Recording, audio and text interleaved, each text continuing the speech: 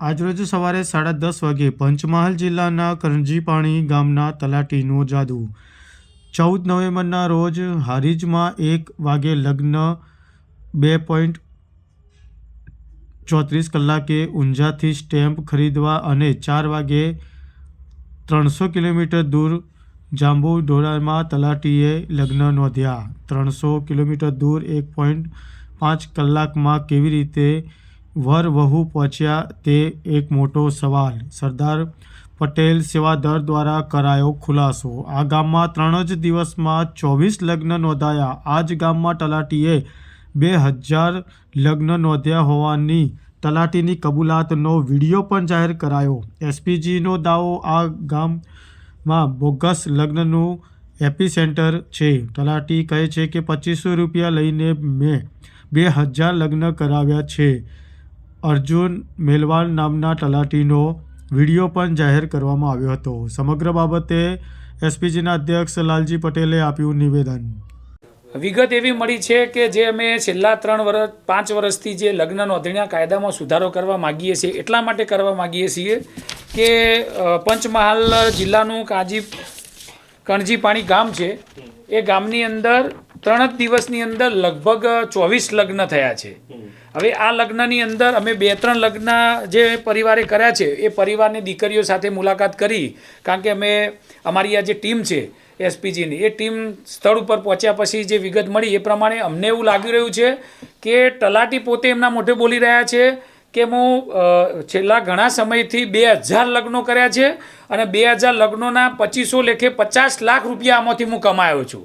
હવે એમાંથી 2-3 દીકરીઓની મુલાકાત લીધી અને અમને ખબર પડી તો માતા પિતાને મળીને અટકાવવાનો પ્રયત્ન કર્યો તો દીકરી એવું કહે છે કે મેં હારીજની અંદર મોગલ માતાના મંદિરે દર્શન કર્યા છે, એનો સ્ટેમ્પ છે જે લગ્ન નોંધણીનો નોટરી કરાવી છે એ ઊંઝાની અંદર કરાવી છે, તો એ જ સમયે 2:34 કરાવી છે અને 2:34 એ જ સમયે એ તલાટી એવું નોંધણી કરે છે કે મારી હાજરીમાં રૂબરૂમાં આ લગ્ન થયા છે અને બેન પોતે જે દીકરી છે એ પોતે અમને સમક્ષ કહ્યું માતા પિતાની હાજરીમાં કે મેં સોગંદનામું કરીને આપું છું કે મેં તો હારીજની અંદર મુગલ માતાની અંદર લગ્ન કરાવે છે। તો અમારી અંદર જો આટલી વિગત આવી જતી હોય કે ફક્ત 3 દિવસની અંદર 22 લગ્ન થયા, એ પોતે તલાટી પોતે એવું કહેતા હોય કે મેં 2000 લગ્નો કરાવ્યા છે થોડા સમયની અંદર અને 5 ગામની તલાટીનો મારા જોડે ચાર્જ છે અને મેં 50 લાખ રૂપિયા કમાયો છું, એવો વિડીયો અમારી જોડે છે। તો સરકારશ્રીને હું કહેવા માગું છું કે અને નાયબ જે મુખ્યમંત્રી છે આપણા ગૃહમંત્રી, નાયબ મુખ્યમંત્રી ગૃહમંત્રી, કે હું તમારે કંઈ પણ ખોટું ગુજરાતની અંદર થતું હોય તો તમે અમે જાણ કરજો। તો આ તમારી સમક્ષ અમે જાણ કરીએ છીએ। તલાટી પોતે કહે છે હું 2000 લગ્ન કર્યા છે, તો કેટલા મા બાપની હાય તમે લેશો? આ મા બાપની હાય છે, આ યુવા દીકરીઓની હાય છે અને સમાજના તમામ જ્ઞાતિની વાત કરીએ છીએ, કારણ કે આ એકલા પાટીદાર સમાજની વાત નથી, આમાં તમામ સમાજની દીકરીઓ કે જેમને આ લગ્ન કર્યા છે એમાં ખોટી રીતે કર્યા છે કે સાચી રીતે કર્યા છે, એમાંથી 2-3 લગ્ન તો અમે સાબિત કરીએ છીએ ખોટી રીતે કર્યા છે। તો મારે 2 હાથ જોડીને દાદા મુખ્યમંત્રી શ્રી, નાયબ મુખ્યમંત્રી અને ગૃહમંત્રીશ્રીને વિનંતી છે કે તમે જો ખરેખર આ દીકરીઓને બચાવવા માગતા હોય, એનું ભવિષ્ય બચાવવા માગતા હોય તો વહેલામાં વહેલી તકે આ કાયદો જે સુધારો કરવા અમે માગીએ છીએ અને કાયદાની અંદર અમે જે અમારી 5 માગણીઓ છે એમાં વહેલામાં વહેલી તકે તમે સુધારો કરી દો, કારણ કે આ એસપીજીની એકલી માગણી નથી ને કે લાલજી પટેલની માગણી નથી, આ માગણી તમામ માતા પિતાની માગણી છે ને સર્વ સમાજના તમામ લોકોની માગણી છે। તો આ 5 જે છે નિયમો, એ તો વારંવાર હું બોલું છું, તમારા સમક્ષ પણ રજૂ કરું છું કે આ 5 નિયમો તમે લગ્ન નોંધણીના કાયદામાં વહેલીમાં વહેલી તકે તમે કરો અને આ પર્દાફાશ કર્યો છે એમાં તમે પણ તપાસ કરો કે જો 3 દિવસની અંદર 24 લગ્ન થતા હોય, તલાટી પોતે એમ કહેતો હોય 2000 લગ્ન કરીને 50 લાખ રૂપિયા હું કમાયો છું, તો આ કોની ફરજ છે? આ સરકારની ફરજ છે આ લગ્ન નોંધણીમાં કાયદામાં સુધારો કરો અને આવા તલાટીઓ, આ એક લગ્ન નથી, અમે તારીખ સાથે અમે કહીએ છીએ કે અમે કયા તારીખે અમે આ લગ્નોને માટે પ્રેસ કરી છે અને મુખ્યમંત્રીને પણ ક્યારે રજૂઆત કરી છે। તો તમે જોઈ શકો છો કે 28/12/2022 મુખ્યમંત્રી અને કાયદા મંત્રીને પત્ર લખ્યો હતો, અમે 5-10 અમે મીડિયા પ્રેસ કરીને બધી વિગતો જણાવી। નાના સમૂહ અને એ જે જગ્યાએ ખોટો લગ્ન થયો તો આશરે 4000 આજુબાજુ, એ પણ પર્દાફાશ કર્યો હતો। રૂબરૂ સ્થળ મીડિયાની પણ મુલાકાત લીધી, અમે લીધી હતી। 10-10-23 અમે સર્વ સમાજની સુરતની અંદર સર્વ સમાજની તમામ જ્ઞાતિના આગેવાનોને મિટિંગ કરી હતી ને એ વખતથી અમારી લડાઈ પૂરજોશમાં આખા ગુજરાતમાં ચાલે છે. અને જે આવી રીતે લગ્ન પકડાય એવા તો ઘણા બધા લગ્નો વારંવાર અમે પ્રેસ મીડિયા આગળ રજૂ કરતા હોઈએ છીએ. પછી 13/9/2023 CR પાટીલ એ વખતે જે પ્રદેશ પ્રમુખ હતા ભાજપના, એમને પણ પત્ર લખ્યો હતો. અને 23/7/23 આપણું SPGનું મહેસાણા ખાતે નુગર ખાતે જે પાટીદાર સ્નેહ મિલન હતું એમાં મુખ્યમંત્રીશ્રી અને કાયદા મંત્રી રૂબરૂમાં એ બોલ્યા હતા કે જો લગ્ન નોંધણીના કાયદાની અંદર સુધારો થતો હશે દીકરીઓ બચાવવા માટે મા બાપની લડાઈમાં અમે પણ સાથ સહકાર આપીશું. તો તમે સમજી શકો છો 30/7/23 લઈ આજે 2026 આવવા માટે થઈ તો ના મુખ્યમંત્રી કોઈ જવાબ આપતા નથી, ના ગૃહમંત્રી કોઈ જવાબ આપતા નથી કોઈ કાયદામાં સુધારો થતો. અને વારંવાર હજારો લાખો દીકરીઓનું ભવિષ્ય સાથે ચેડા થઈ રહ્યા છે. એમના મા બાપ બચારા વલોપાત કરે છે, અમારી ઓફિસે આવે છે. અને અમારા જેવા જે સમાજના દરેક જ્ઞાતિના જે ભાઈઓ છે અને જે આ લડત સાથે જોડાયેલા છે એ તમામ લોકો વારંવાર વિગતો મીડિયા આગળ પ્રેસ આગળ લાઈવ થઈને બોલતા હોય છે કે વહેલામાં વહેલી તકે આના સુધારો કરવો જોઈએ.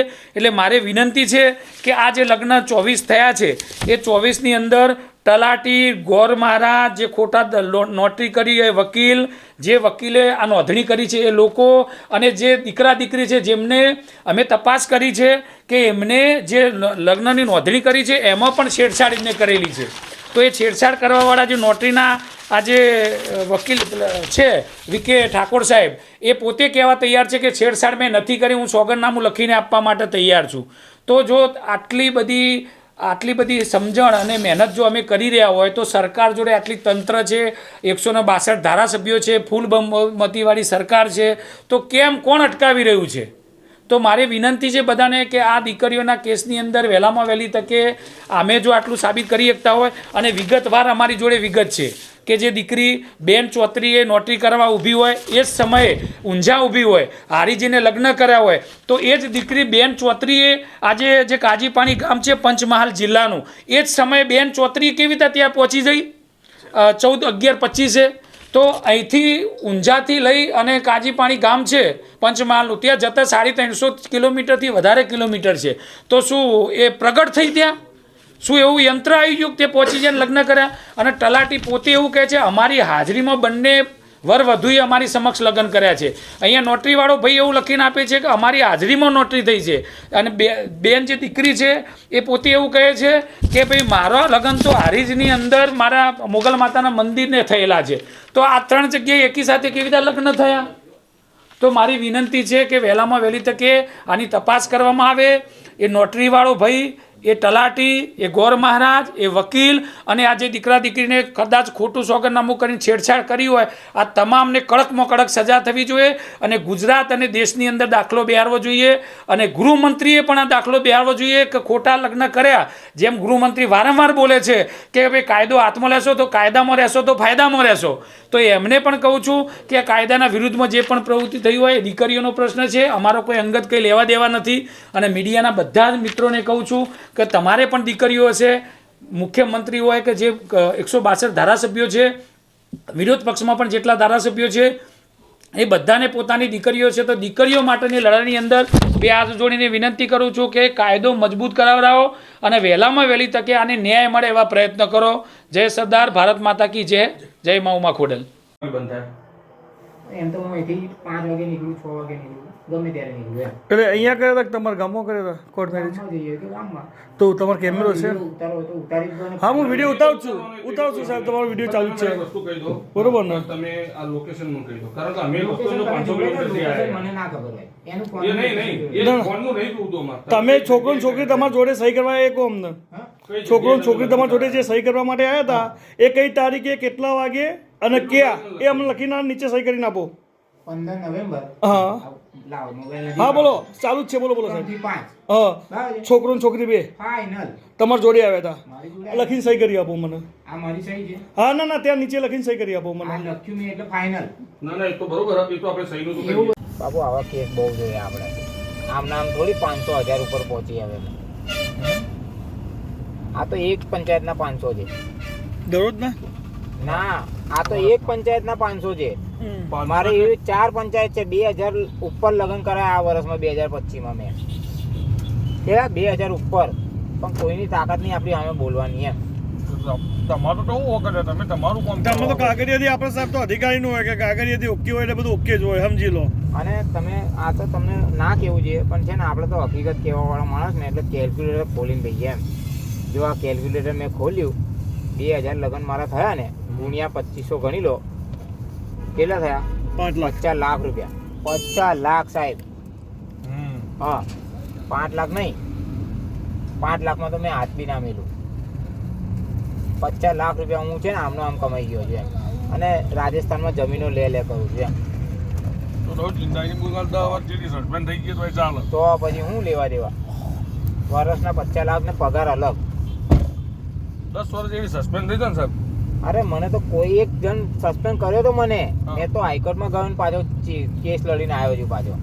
પણ સાહેબ 2 નંબરની આપણે તો ગવર્મેન્ટ વાળા તો 2 નંબરની ઇન્કમ આવે તો સરકાર. વિડીયો ઉતારો હું કહું છું ને 50 લાખ રૂપિયા લો ચાલ બરાબર છે, મને બધું ખબર પડે.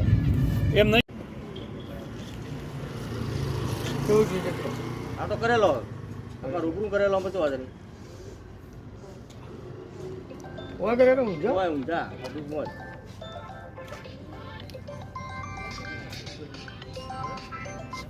તમે કોઈ કરો બીજું કરીએ. ના કરે હોય તો પછી બીજું તો તમે અમે કરીએ, તમે કોઈ કરીએ, બીજું તો અમે કરીએ. ફરજમાં હોય તમારી થઈ જઈએ પણ આપણને તો એ ખબર ના હોય એટલે આપણે તો ના, બરોબર પૂછવું પડે. અમે ના પૂછીએ તમને બદલે. હા ભાઈ તો તે આપણી ઇકન છે એટલે ગોમ તમે તો શું કહેતા હતા કે અમે તો રણું જ અરે બિલિયાનું કીધું એટલે મારું બિલિયાનું કેવું પડે ગયા. મને તો બિલિયાના પણ એમ નહીં તમે ડાયરેક્ટ હું કીધું તમે કીધું હું 5 દાડાથી ઘેર જ નતો. હું તો કાલ હરાથી જ આવ્યો.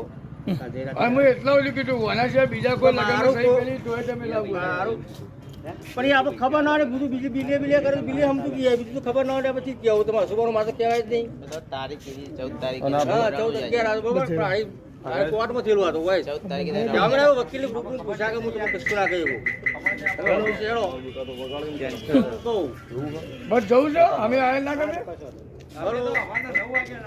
એવું હા એ તો કોર્ટે વાત કરી લીધી મેં. પેલા ભાઈ હું 100 મહિનાથી બીમાર છું. હા તો હું 100 મહિના બીમાર છું. તમે તો કરી જ દીધું. આ તો કદાચ આ માંગત આવો હ કરવા માંગત આવો બાઈક કરી ગઈ તો જતા રહ્યો. અને રણછોડિયા માટે તો આવવું જ પડે તો એવું આવવું તો જ. શું છે હા તો જમીન દવા આવી જોઈએ બસ લે માંગણીઓ તો થઈ ગયો કંટાળ એ તો ના પાડે કે 100 મહિના બીમાર છું.